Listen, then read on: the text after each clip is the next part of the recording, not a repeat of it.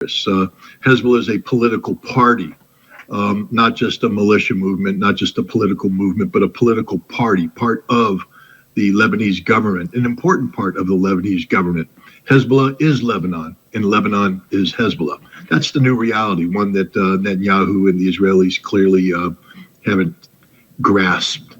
The other thing, your entire statement opening up focused solely on Israel's strikes against Lebanon.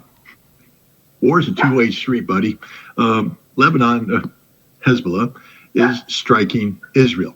So this clip is from a little older, but I wanted to get in this conversation about Hezbollah and what's been going on, because there's actually currently right now there is a serious discussion taking place in Lebanon talking about the disarmament of Hezbollah, and this can really spark an internal conflict, the likes of which probably never seen in Lebanon before. I don't want to jump and say that, but at the same time, it will be pretty bad. And we're going to talk about why this is happening and how we're getting there. But I just want Scott Ritter to explain just a little bit more about, Hezbollah and, Hezbollah and Lebanon. I mean, that's just really the only way else to say it. So it's been a little bit since I've uploaded to this channel. Guys, please, I'm back hardcore. Please don't forget to hit the like and subscribe button. I'm really, really trying to run up the subscriptions on this channel, because my main thing I want to do is go live on this channel so we could really dive into geopolitics. But until then, I will keep putting out the clips. Guys, when you hit the like button,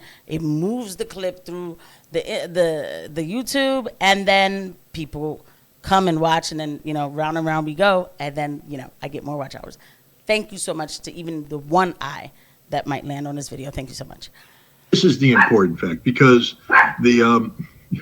besides my dogs taking umbrage at what I'm saying, this is the danger of buying a puppy. He just decides to bark. We're going to skip this. It's always something that you don't know is going to come out of it. Okay. Military philosopher has acknowledged you can't treat the military objectives separate from the political objectives, because the military objectives are designed to achieve the political objectives. Netanyahu has stated his political objectives. That is, to return the 60,000 settlers who have been displaced from their homes back to their homes. In order to do that, he says he must defeat Hezbollah. Well, good luck. You tried that in 2006, you being Israel, and it didn't work. You couldn't stop Hezbollah from firing rockets into Israel. And in the end, Israel had to face a humiliating step down from their objectives of destroying Hezbollah. Well, he's done it again. All Hezbollah has to do to win is continue to fire rockets into northern Israel to ensure that the 60,000 settlers who have left their homes can't return home. Now, I don't remember if those 60,000 settlers returned home. I do know that right now Hezbollah has been quiet since everything with Syria. I mean, Syria being, just handed over to Al-Qaeda like that in 2 weeks. My God. It really put a damper on a lot of things and slowed a lot of things down. But let's fast forward to today and what's going on in Lebanon with Hezbollah. Hezbollah has made its position clear. It will not disarm, because to do so would serve Israel's interests, not Lebanon's sovereignty. They try to blackmail us by saying they won't give us money for reconstruction. If what? If we hand over our weapons to Israel, we will not hand them over. This was seen as a message to Lebanon's new leadership that's promised to disarm all armed groups. I call on all political parties to approach the issue of arms control with full responsibility. Disagreement must remain respectful within the framework of the Constitution. The president was speaking at an event to commemorate Army Day, the institution that will take on Hezbollah if and when there's a political decision to disarm the group by force. Look at this army. The army holds a... God forgive me, I'm not laughing. None of this is funny. I do not want any type of thing, but really, this is the army that's going to take on Hezbollah by force. Okay. Look, and from what I heard from people on the ground, people who are extremely, very well versed, like my sources. So we're going to start saying things like that. My sources is that 35% of this army is Shia Muslim, and probably would there would more than likely be an internal conflict in the army itself, because Hezbollah really is Lebanon, and I don't think that a lot of these people would want to go ahead and fight their brothers and sisters for Israel. Force. The army holds a fractured nation together, but it's a reflection of the sectarian system. During the Civil War in the 1980s, it fragmented. And that's why Aoun has said the issue of disarmament is sensitive with consequences for national peace.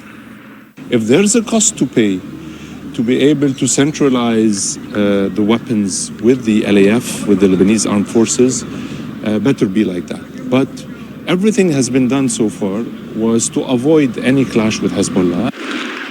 Hezbollah has clashed with the state in the past.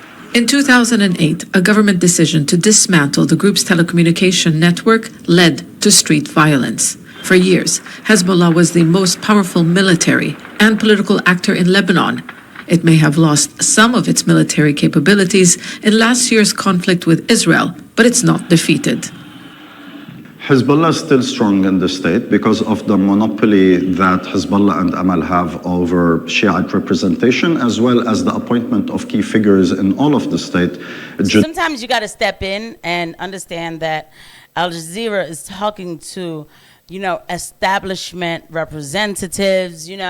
Obviously I don't live in Lebanon. I don't sit here and act like I know everything going on with Lebanon, but I do listen to people who do live there, and different kind of like chats and sources. And the thing is, but they started off telling you immediate Hezbollah, like Scott Ritter said, it was Scott Ritter. Hezbollah is Lebanon. Lebanon is Hezbollah.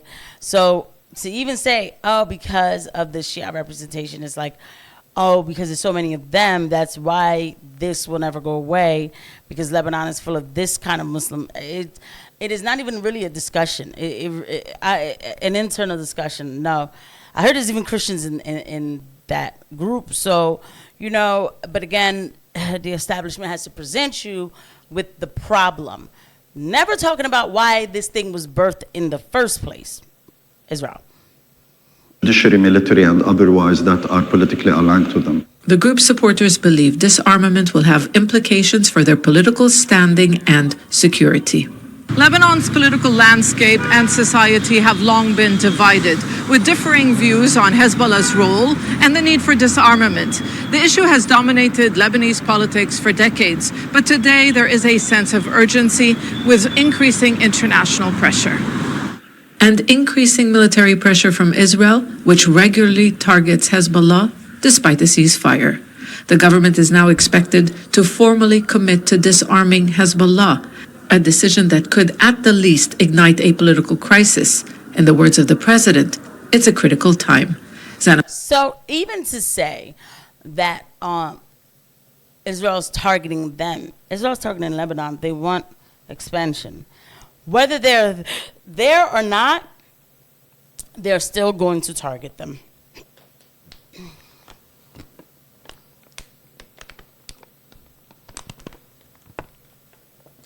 They will still target Lebanon.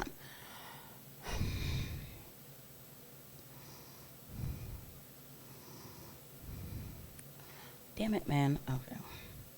So, going into Twitter, Israel continues to expand its occupation of southern Lebanon, you see? And this is with Hezbollah right now not coming out and fighting. So let's say they were gone. They're still going to do it. Israel forces occupied and placed an Israeli flag 1,000 meters deep into Lebanese territory. Okay, this is called expansion. Meanwhile, Lebanese PM Nawaf Salam ignores this and has tasked his army with creating a plan to disarm Hezbollah instead. It is surrender, right? And so we'll read this explanation of what's going on in Lebanon from Ibrahim Majed, who says, Lebanon's cabinet meets tomorrow, a new phase in the battle over resistance weapons. So today is tomorrow. In the heart of the Middle East, in the heart of the Middle East, where history and geopolitics intertwine, Lebanon's resistance stands as one of the few forces that has managed to both liberate and defend national territory. Born from the ashes of occupation and war, the resistance not only pushed Israeli forces out of southern Lebanon in 2002, which did happen, but also played a critical role in defending the country from Takfiri groups in Syria during the war. Its presence has long been a matter of national security and pride for a large segment of the Lebanese population. Yet, as Lebanon faces one of its worst economic collapse, international pressure, especially from U.S. and its Gulf allies, is mounting to disarm this very resistance. Tomorrow, the Lebanese cabinet will meet to convene, so we said that. Broken promises, Israel vision of the 2024 agreement. At the end of 2024, under U.S. mediation, Lebanon and Israel reached a de-escalation understanding concerning the border demarcation and mutual restraint. Washington played a role of guarantor, but months later, Israel has failed to uphold its end of the agreement. That, of course, we know.